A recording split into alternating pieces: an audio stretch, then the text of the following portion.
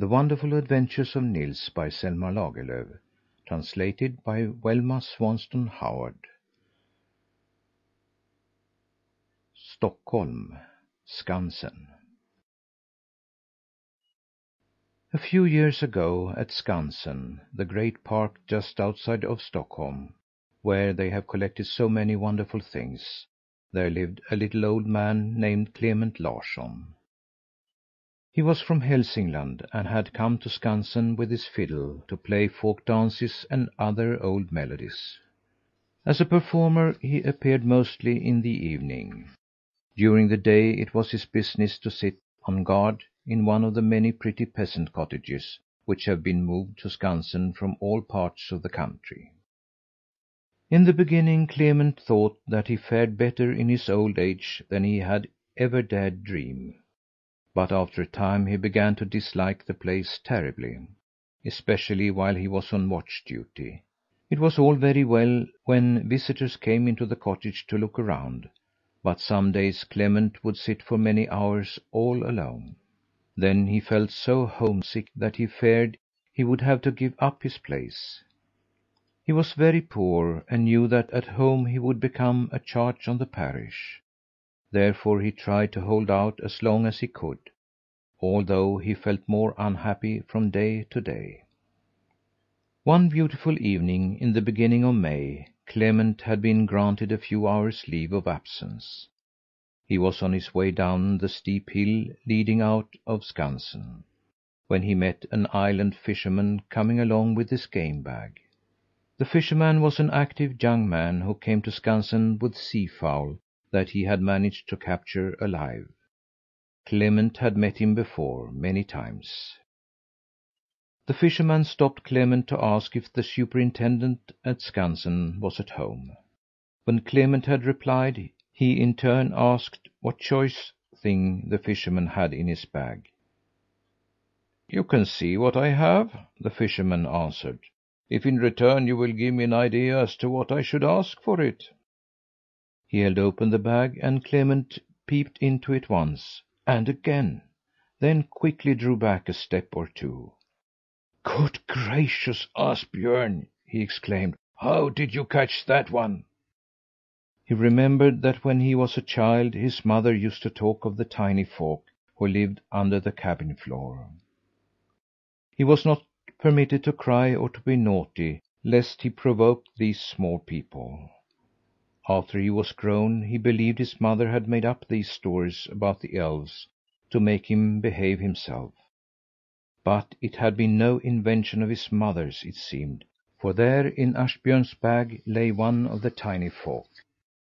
There was a little of the terror natural to childhood left in Clement, and he felt a shudder run down his spinal column as he peeped into the bag. Ashbjörn saw that he was frightened and began to laugh. But Clement took the matter seriously. "Tell me, Ashbjörn, where you came across him?"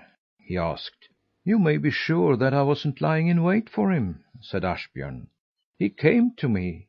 I started out early this morning and took my rifle along in the boat. I had just pulled away from the shore when I sighted some wild geese coming from the east, shrieking like mad. I sent them a shot, but hit none of them. Instead, this creature came tumbling down into the water, so close to the boat that I only had to put my hand out and pick him up." "I hope you didn't shoot him, Ashbjörn." "Oh, no, he is well and sound, but when he came down he was a little dazed at first.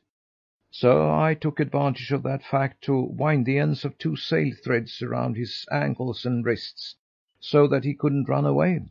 Ha! Here's something for Skansen, I thought instantly." Clement grew strangely troubled as the fisherman talked. All that he had heard about the tiny folk in his childhood, of their vindictiveness toward enemies and their benevolence toward friends, came back to him. It had never gone well with those who had attempted to hold one of them captive. "You should have let him go at once, Ashbjörn," said Clement. "I came precious near being forced to set him free," returned the fisherman. You may well know, Clement, that the wild geese followed me all the way home, and they crisscrossed over the island the whole morning, honking as if they wanted him back.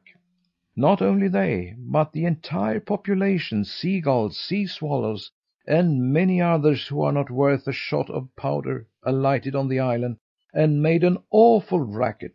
When I came out they fluttered about me until I had to turn back. My wife begged me to let him go, but I had made up my mind that he should come here to Skansen. So I placed one of the children's dolls in the window, hid the midget in the bottom of my bag, and started away. The birds must have fancied that it was he who stood in the window, for they permitted me to leave without pursuing me." "Does it say anything?" asked Clement. "Yes, at first he tried to call to the birds, but I wouldn't have it, and put a gag in his mouth." "Oh, Ashbjörn!" protested Clement. "How can you treat him so? Don't you see that he is something supernatural?" "I don't know what he is," said Ashbjörn calmly. "Let others consider that. I'm satisfied if I only can get a good sum for him. Now tell me, Clement, what you think the doctor at Skansen would give me." There was a long pause before Clement replied. He felt very sorry for the poor little chap. He actually imagined that his mother was standing beside him, telling him that he must always be kind to the tiny folk. "I have no idea what the doctor up there would care to give you, Ashbjörn," he said finally. "But if you will leave him with me, I'll pay you 20 kroner for him." Ashbjörn stared at the fiddler in amazement when he heard him name so large a sum. He thought that Clement believed the midget had some mysterious power and might be of service for him. He was by no means certain that the doctor would think him such a great find, or would offer to pay so high a sum for him, so he accepted Clement's proffer. The fiddler poked his purchase into one of his wide pockets, turned back to Skansen, and went into a moss covered hut, where there were neither visitors nor guards. He closed the door after him, took out the midget, who was still bound hand and foot and gagged, and laid him down gently on a bench. "Now listen to what I say," said Clement. "I know, of course, that such as you do not like to be seen of men, but prefer to go about and busy yourselves in your own way. Therefore I have decided to give you your liberty, but only on condition that you will remain in this park until I permit you to leave. If you agree to this, nod your head 3 times."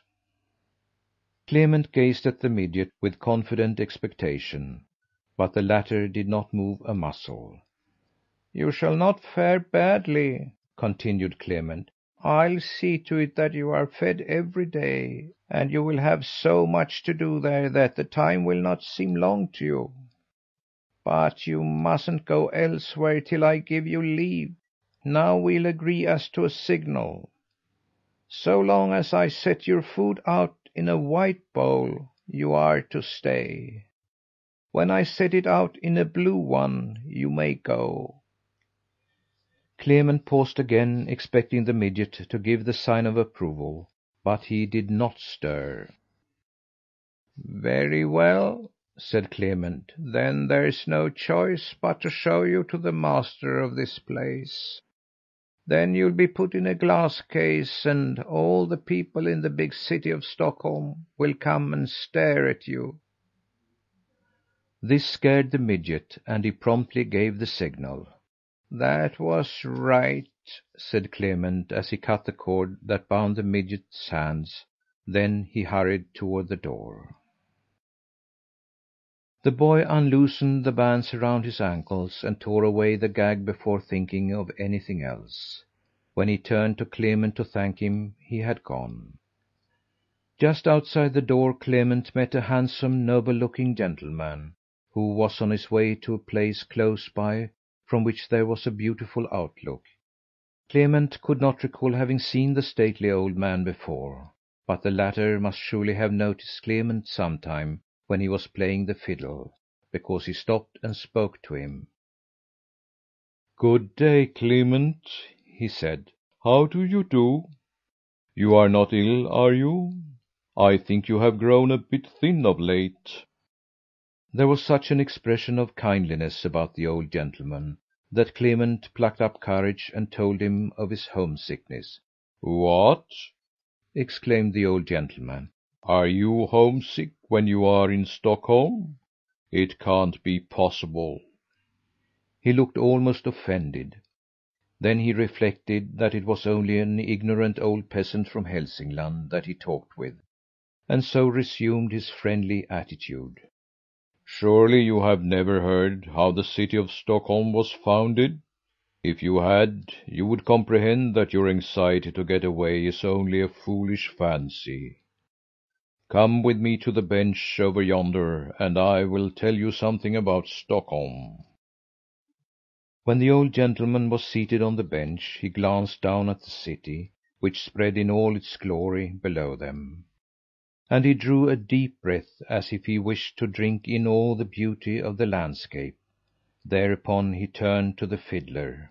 "Look, Clement," he said, and as he talked he traced with his cane a little map in the sand in front of them.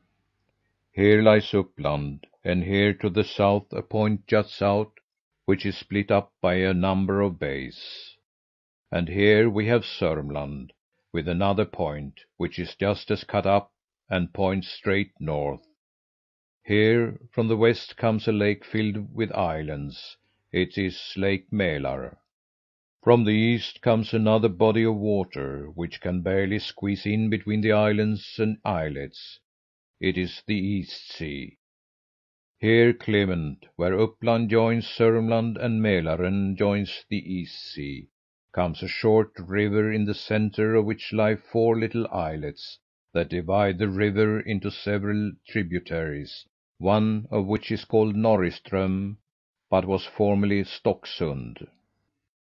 In the beginning these islets were common wooded islands, such as one finds in plenty on Lake Mälar even to day, and for ages they were entirely uninhabited. They were well located between two bodies of water and two bodies of land, but this no one remarked.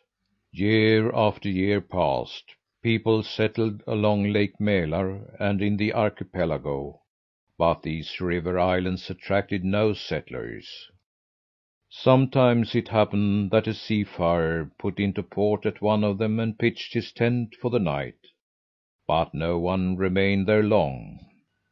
One day a fisherman, who lived on Leading Island out in Saltfjord, steered his boat toward Lake Mälar, where he had such good luck with his fishing that he forgot to start for home in time. He got no farther than the four islets, and the best he could do was to land on one and wait until later in the night, when there would be bright moonlight. It was late summer and warm. The fisherman hauled his boat on land, lay down beside it, his head resting upon a stone, and fell asleep. When he awoke, the moon had been up a long while. It hung right above him and shone with such splendor that it was like broad daylight.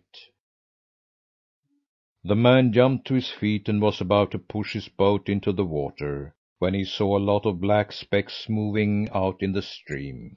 A school of seals was heading full speed for the island. When the fisherman saw that they intended to crawl up on land, he bent down for his spear, which he always took with him in the boat. But when he straightened up, he saw no seals. Instead, there stood on the strand the most beautiful young maidens, dressed in green trailing satin robes, with pearl crowns upon their heads. The fisherman understood that these were mermaids, who lived on the desolate rock islands far out at sea, and had assumed seal disguises in order to come up on land and enjoy the moonlight on the green islets.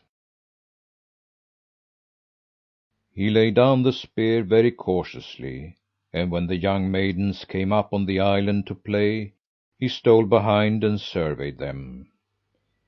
He had heard that sea nymphs were so beautiful and fascinating that no one could see them and not be enchanted by their charms. And he had to admit that this was not too much to say of them. When he had stood for a while under the shadow of the trees and watched the dance, he went down to the strand, took one of the seal skins lying there and hid it under a stone. Then he went back to his boat and lay down beside it and pretended to be asleep. Presently he saw the young maidens trip down to the strand to don their seal skins. At first all was play and laughter, which was changed to weeping and wailing when one of the mermaids could not find her seal robe. Her companions ran up and down the strand and helped her search for it, but no trace could they find. While they were seeking, they noticed that the sky was growing pale and the day was breaking, so they could tarry no longer, and they all swam away, leaving behind the one whose seal skin was missing. She sat on the strand and wept. The fisherman felt sorry for her, of course, but he forced himself to lie still till daybreak. Then he got up, pushed the boat into the water, and stepped into it to make it appear that he saw her by chance after he had lifted the oars. "Who are you?" he called out. "Are you shipwrecked?" She ran toward him and asked if he had seen her seal skin. The fisherman looked as if he did not know what she was talking about. She sat down again and wept. Then he determined to take her with him in the boat. "Come with me to my cottage," he commanded, "and my mother will take care of you. You can't stay here on the island where you have neither food nor shelter." He talked so convincingly that she was persuaded to step into his boat. Both the fisherman and his mother were very kind to the poor mermaid, and she seemed to be happy with them. She grew more contented every day, and helped the older woman with her work, and was exactly like any other island lass, only she was much prettier. One day the fisherman asked her if she would be his wife, and she did not object, but at once said yes. Preparations were made for the wedding. The mermaid dressed as a bride in her green trailing robe with the shimmering pearl crown she had worn when the fisherman first saw her. There was neither church nor parson on the island at that time, so the bridal party seated themselves in the boats to row up to the first church they should find. The fisherman had the mermaid and his mother in his boat, and he rowed so well that he was far ahead of all the others. When he had come so far that he could see the islet in the river where he had won his bride, he could not help smiling. "What are you smiling at?" she asked.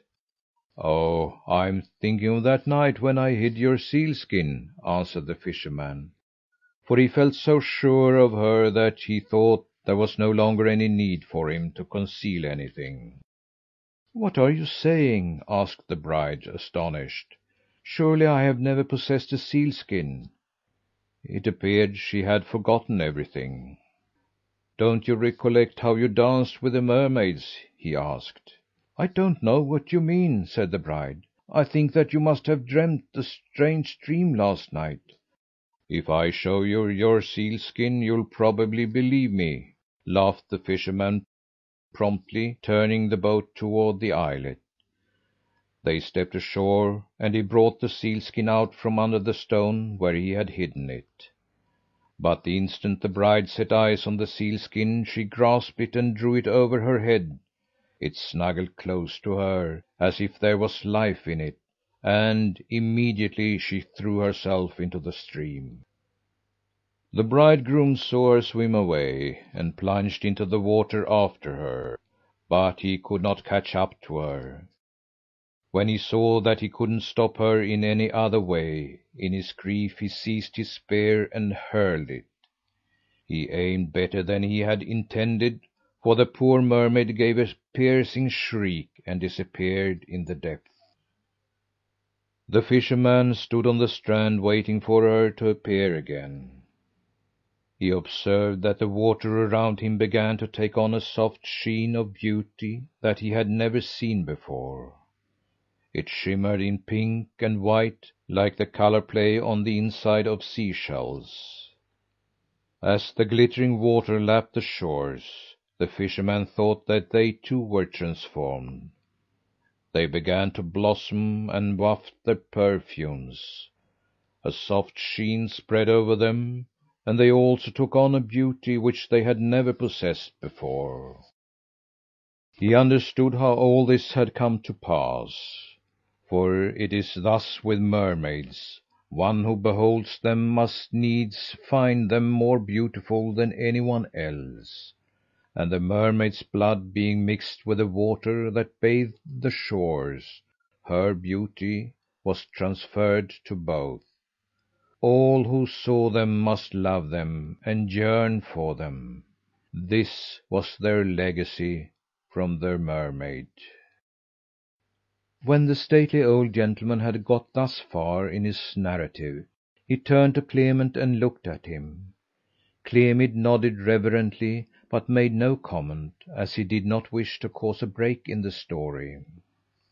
"Now you must bear this in mind, Clement," the old gentleman continued, with a roguish glint in his eyes. "From that time on, people emigrated to the islands. At first only fishermen and peasants settled there, but others, too, were attracted to them. One day the king and his earl sailed up the stream. They started at once to talk of these islands, having observed they were so situated that every vessel that sailed toward Lake Mälar had to pass them. The earl suggested that there ought to be a lock put on the channel, which could be opened or closed at will, to let in merchant vessels and shut out pirates. This idea was carried out," said the old gentleman, as he rose and began to trace in the sand with his cane. "On the largest of these islands the earl erected a fortress with a strong tower, which was called Kärnan, and around the island a wall was built. Here, at the north and south ends of the wall, they made gates and placed strong towers over them. Across the other islands they built bridges. These were likewise equipped with high towers. Out in the water, round about, they put a wreath of piles with bars that could open and close, so that no vessel could sail past without permission. Therefore, you see, Clement, the four islands which had lain so long unnoticed were soon strongly fortified. But this was not all, for the shores and the sound tempted people, and before long they came from all quarters to settle there. They built a church which has since been called Storkyrkan. Here it stands near the castle, and here, within the walls, were the little huts the pioneers built for themselves. They were primitive, but they served their purpose. More was not needed at that time to make the place pass for a city, and the city was named Stockholm. There came a day, Clement, when the earl who had begun the work went to his final rest, and Stockholm was without a master builder. Monks called the Grey Friars came to the country. Stockholm attracted them. They asked permission to erect a monastery there. So the king gave them an island, one of the smaller ones, this one, facing Lake Mälar. There they built, and the place was called Greyfriars Island. Other monks came, called the Black Friars. They too asked for right to build in Stockholm, near the south gate.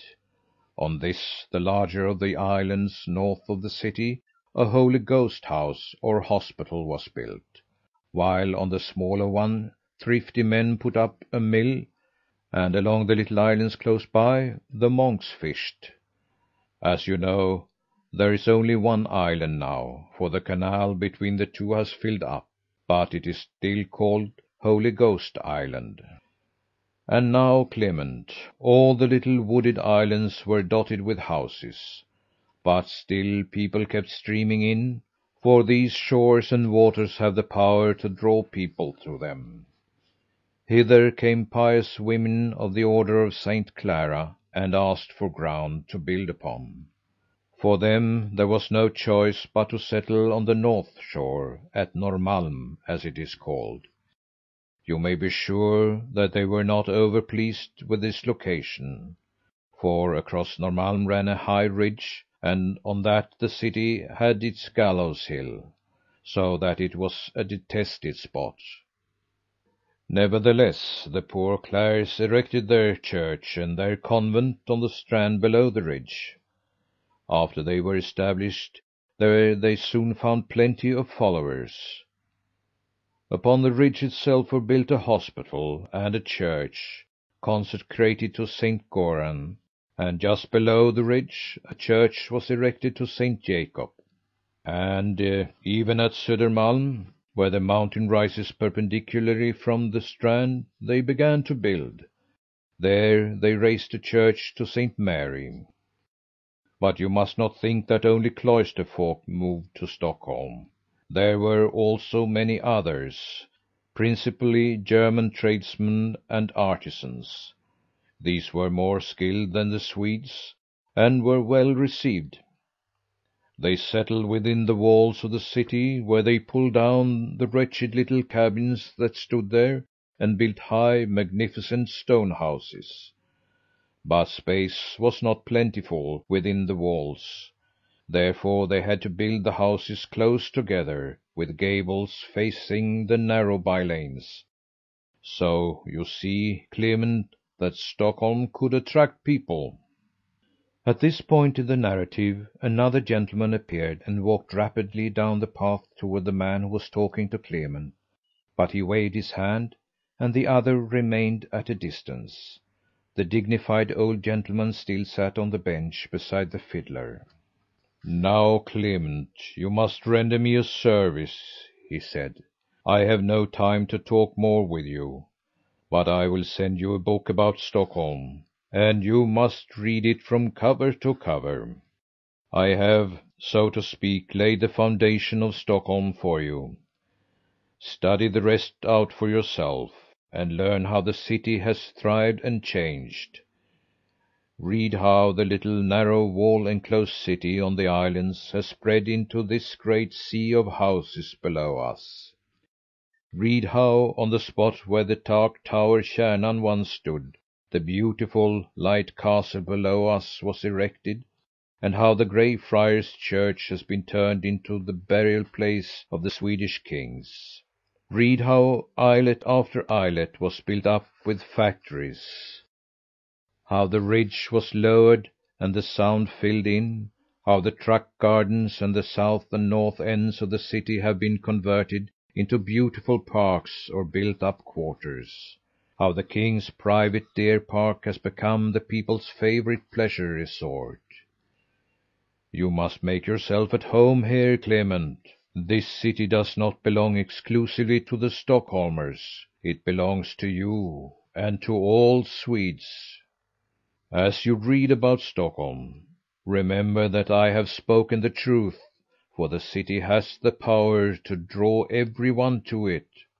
First the king moved here, then the nobles built their palaces here, and then one after another was attracted to the place. So that now, as you see, Stockholm is not a city unto itself or for nearby districts. It has grown into a city for the whole kingdom. You know, Clement, that there are judicial courts in every parish throughout the land, but in Stockholm they have jurisdiction for the whole nation. You know that there are judges in every district court in the country, but at Stockholm there is only one court to which all the others are accountable. You know that there are barracks and troops in every part of the land, but those at Stockholm command the whole army. Everywhere in the country you will find railroads, but the whole great national system is controlled and managed at Stockholm. Here you will find the governing boards for the clergy, for teachers, for physicians, for bailiffs and jurors. This is the heart of your country, Clement. All the change you have in your pocket is coined here, and the postage stamps you stick on your letters are made here. There is something here for every Swede. Here no one need feel homesick, for here all Swedes are at home. And when you read of all that has been brought here to Stockholm, think too of the latest that the city has attracted to itself, these old time peasant cottages here at Skansen, the old dances, the old costumes and house furnishings, the musicians and storytellers. Everything good of the old time Stockholm has tempted here to Skansen to do it honor, that it may in turn stand before the people with renewed glory. But first and last, remember as you read about Stockholm, that you are to sit in this place. You must see how the waves sparkle in joyous play, and how the shores shimmer with beauty. You will come under the spell of their witchery, Clement." The handsome old gentleman had raised his voice so that it rang out strong and commanding, and his eyes shone. Then he rose, and with a wave of his hands to Clement walked away. Clement understood that the one who had been talking to him was a great man, and he bowed to him as low as he could. The next day came a royal lackey with a big red book and a letter for Clement, and in the letter it said that the book was from the king. After that the little old man, Clement Larsson, was light-headed for several days, and it was impossible to get a sensible word out of him. When a week had gone by, he went to the superintendent and gave in his notice. He simply had to go home. "Why must you go home? Can't you learn to be content here?" asked the doctor. "Oh, I am contented here," said Clement. "That matter troubles me no longer, but I must go home all the same." Clement was quite perturbed because the king had said that he should learn all about Stockholm and be happy there. But he could not rest until he had told every one at home that the king had said those words to him. He could not renounce the idea of standing on the church knoll at home and telling high and low that the king had been so kind to him, that he had sat beside him on the bench, and had sent him a book, and had taken the time to talk to him, a poor fiddler, for a whole hour, in order to cure him of his homesickness. It was good to relate this to the Laplanders and Dalecarlian peasant girls at Skansen, but what was that compared to being able to tell of it at home? Even if Clement were to end in the poorhouse, it wouldn't be so hard after this. Here he was a totally different man from what he had been, and he would be respected and honored in a very different way. This new yearning took possession of Clement. He simply had to go up to the doctor and say that he must go home. End of the chapter Stockholm.